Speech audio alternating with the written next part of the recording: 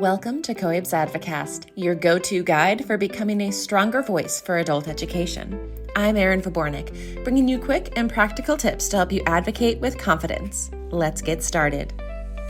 Welcome to the Advocast.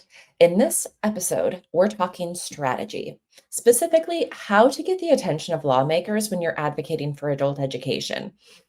I sat down with two seasoned public policy strategists from Penn Hill Group, the public policy firm that COABE contracts with, to unpack what makes a message land with legislators, common pitfalls to avoid, and how to make sure your story leaves a lasting impression.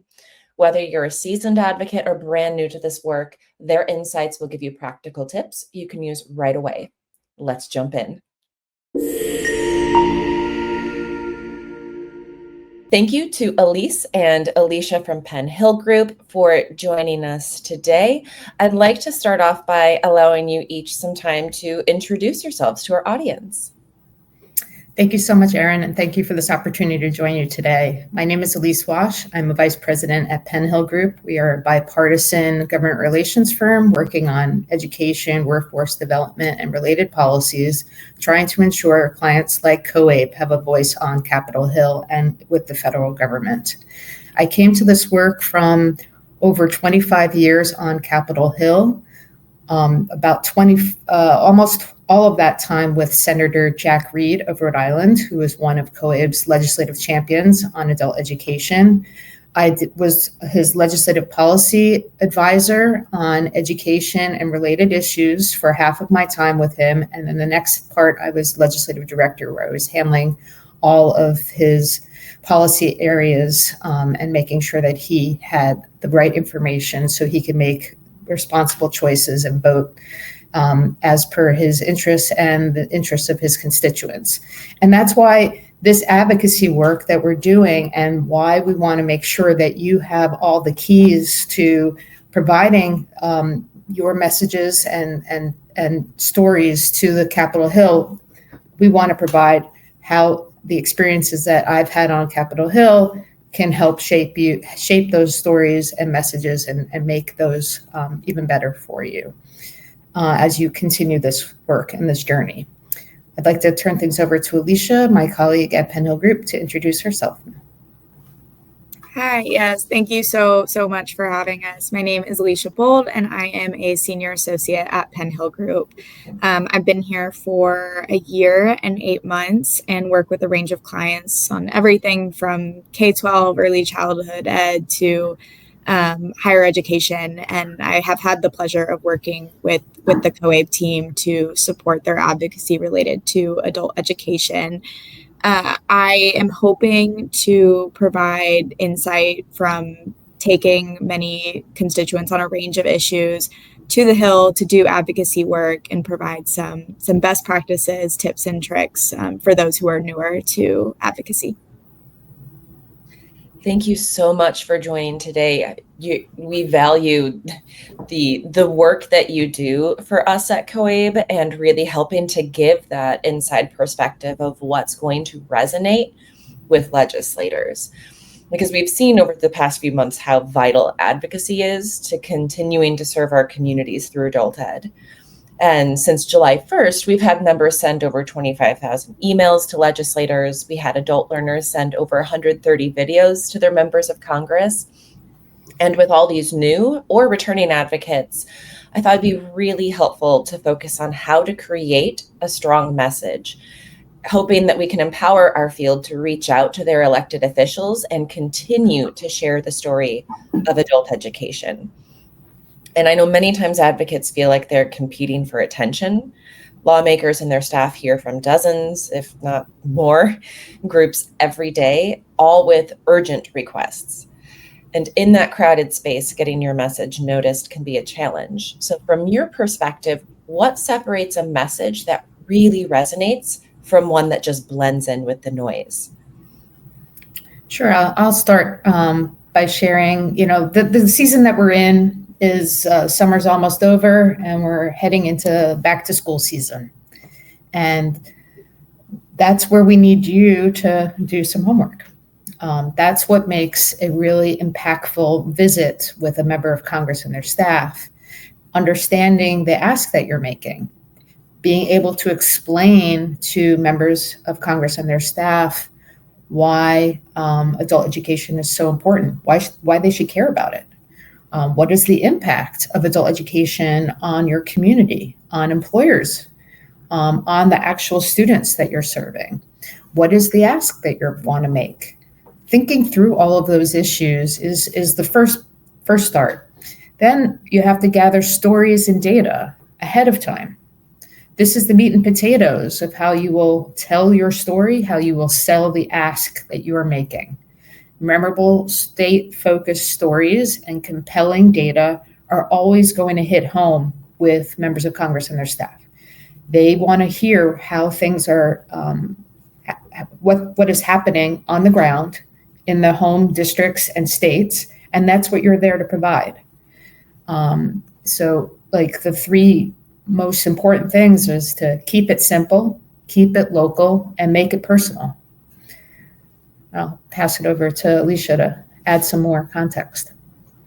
Yeah, I think the couple things that I would add is we've seen a lot of success across both sides of the aisle, specifically with workforce and return on investment focused arguments. So any data you can pull to make those cases, I think we've seen to be really hit home and be very successful. To add on to Elisa's point about doing homework, I think in addition to doing homework and pulling the data on your programs, understanding what's going on politically, it's also important to do research on the member that you're meeting with. Any way that you can tailor your ask and your pitch to the interests of that office is going to help sell your story. So is the member specifically interested in literacy? Do they have a big workforce small business interest? Did maybe they or a parent participate in adult education programs? Any ties like that you can make are going to make your pitch that much stronger and resonate with the staff and the member just that much more. Thank you. That is such helpful advice. And I was taking notes as I wasn't looking down at my paper. And I want to kind of touch on two of the things that you said. And the first was really having that state or local impact ready to go. And I think sometimes people might think, oh, well, COABE is doing this work, so I don't need to. But the fact of the matter is that constituent voice, that community voice is so vital. And as much as we would love to be able to have that everywhere, we don't have the context of every individual community. Each community is so unique that it really requires all members of COABE to do this outreach, this continuous kind of education of their elected officials at all levels of government. And then I also, Alicia, really like what you said about doing research on the person that you're meeting with and learning about what they care about. And I can speak to that actually working really well when I was reaching out to state representatives. And I did some research on one of the representatives I was going to meet with and learned that he served on like a healthcare committee at the state level, and he had been posting a lot on social media about healthcare, especially in his specific community, which was more rural. And so I had ahead of time done some research about health literacy and the connections between adult education so that when I met with him, we could connect on that. And he just lit up when I was able to share that information, and it became such a positive meeting and gave such a wonderful touch point for future conversations because we had created that mutual ground. I had gotten his interest because it was an aspect of health that he hadn't tapped into yet. And so he was eager to learn more so that he could broaden the way that he spoke as well about health in his community. So those are phenomenal recommendations and things that everybody everybody can do. And Erin, just to add to that, while our comments may be focused at the federal level, because that's the space in which we work with COABE, what you expressed about how you were able to use that at the local level with the state representative is so critical. All of these tips work across levels of government. So having your facts, knowing what you're asking, having stories is all the same. You're just looking at a different audience in terms of how you're crafting your message together. And that is, it's just something for you to keep in mind. And as you said, like COABE doesn't have everyone's stories. So as you're thinking through, oh, one of your students just, did something really amazing, write that down, capture that moment. So that way you have it in your back pocket. Or maybe you have a certain percentage of your students being able to pass their high school equivalency, jot down that data. Always keep a rolling record of things so you'll have a treasure trove of things you can pull from as you're contemplating having these advocacy meetings. Thank you. Yes. And yeah, I have found these these tips to be applicable when talking to just anybody.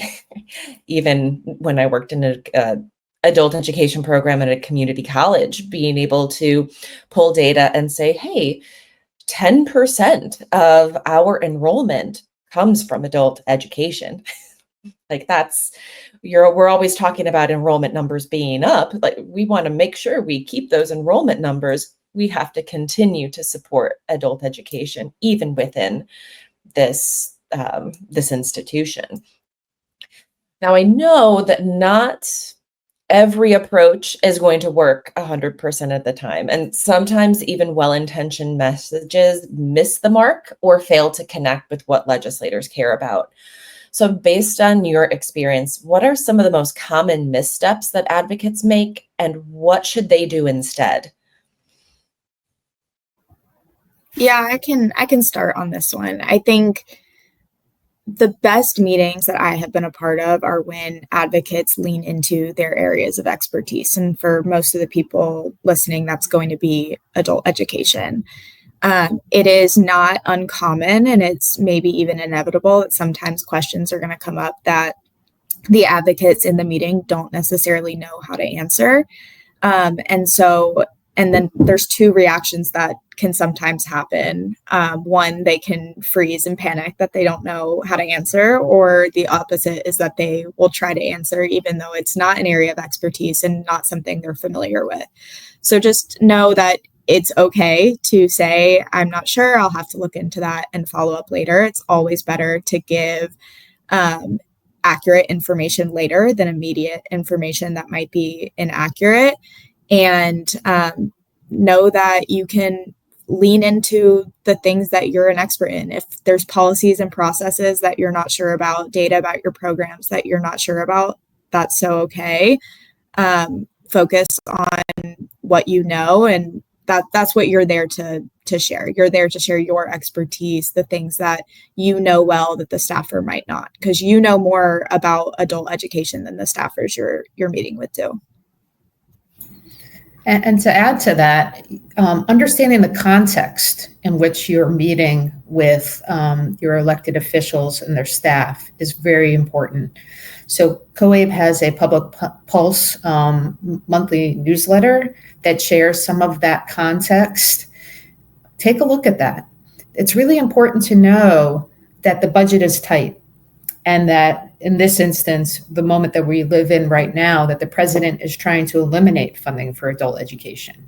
It is from there that you can understand where the staffer or the member might be, what they're facing as part of the policy decisions that they have to make, and offers you a chance to sharpen your argument, because it's in your toolkit to know that, well, yes, the budget is tight, but let me tell you why adult education is something that you need to be spending money on, because in the long run, it's going to save money.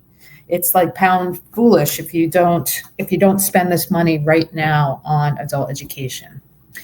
You also want to use the opportunity to find a way to meet members where they are.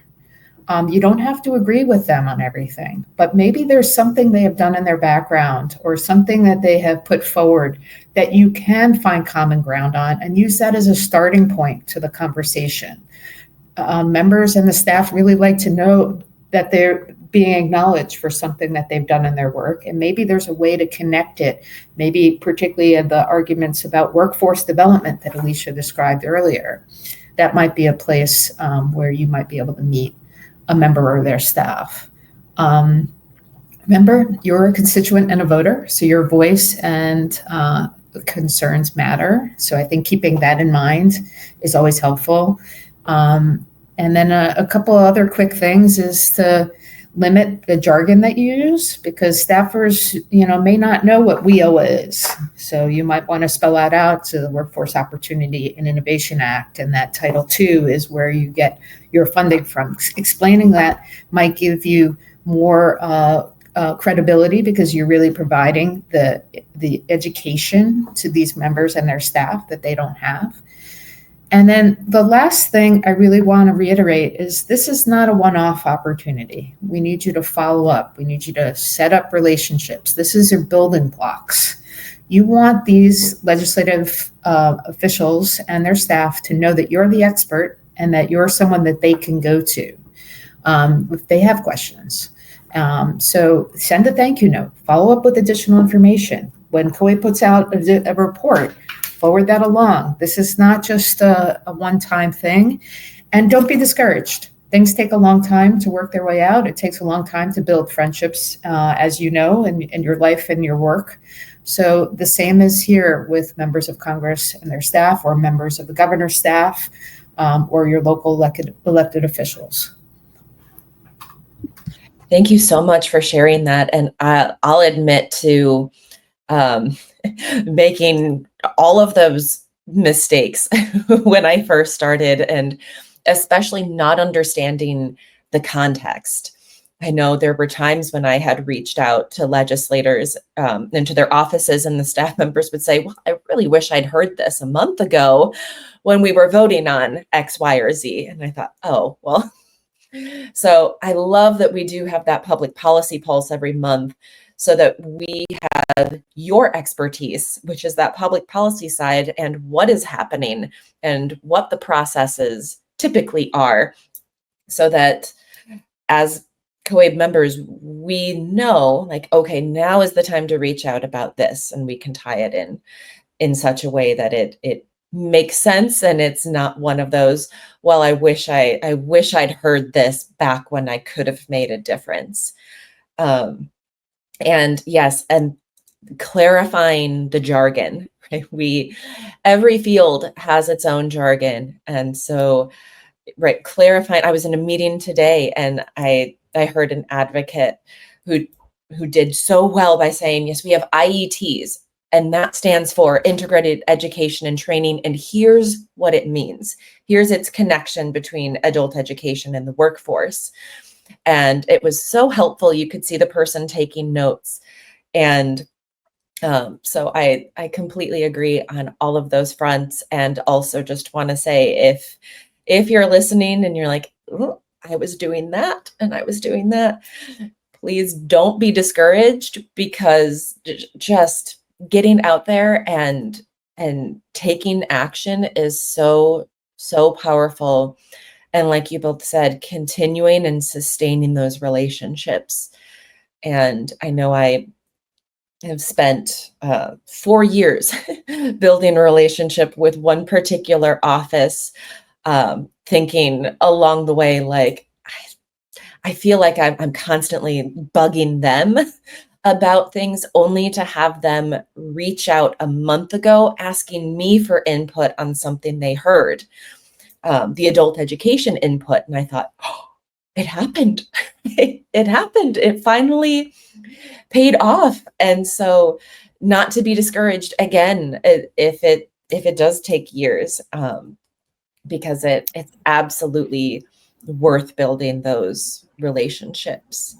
Yeah, it's definitely a process, Erin, both on how you approach advocacy. Maybe the first time you do it. It doesn't go exactly how you had it in your mind, but it's a learning opportunity. And then the next time you're going to build on that and have the next conversation go a little bit differently. And then things might go awry in the meeting. Like the staffer or the legislator might say, "Oh, I have to go vote." And you have to kind of figure out how to roll with those kind of punches. So each time you do it, you're going to get better and stronger at it. And staff may leave. So you may have built an amazing relationship with one particular office, and then the staff person leaves, and you're at ground zero a little bit. But that's the process, and it's all the more important that you keep at it. Yeah, and even then, it might be a new staffer, it might be a longtime staffer. Those staffers, even if they're covering education and they've been covering education for years, are covering everything within education for that office beyond just adult ed.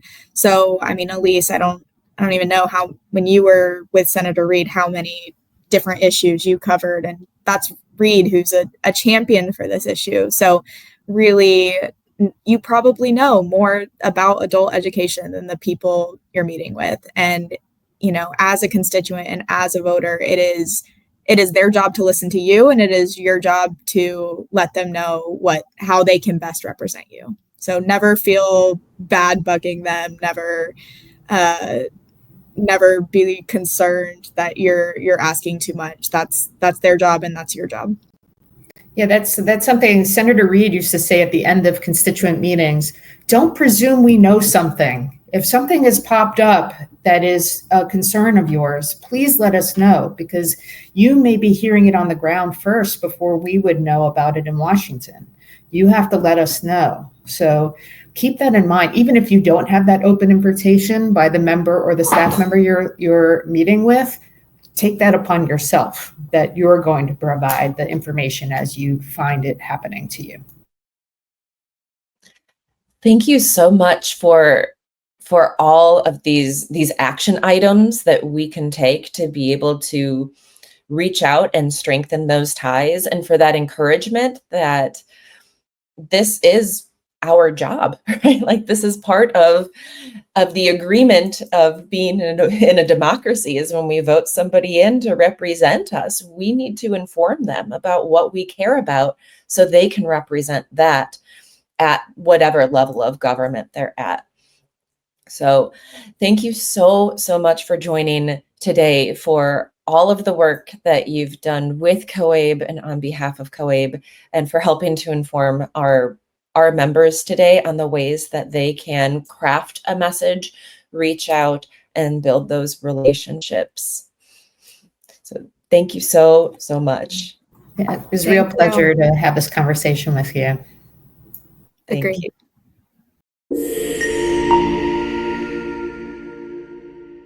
Thank you for tuning in to this episode of COABE's Advocast.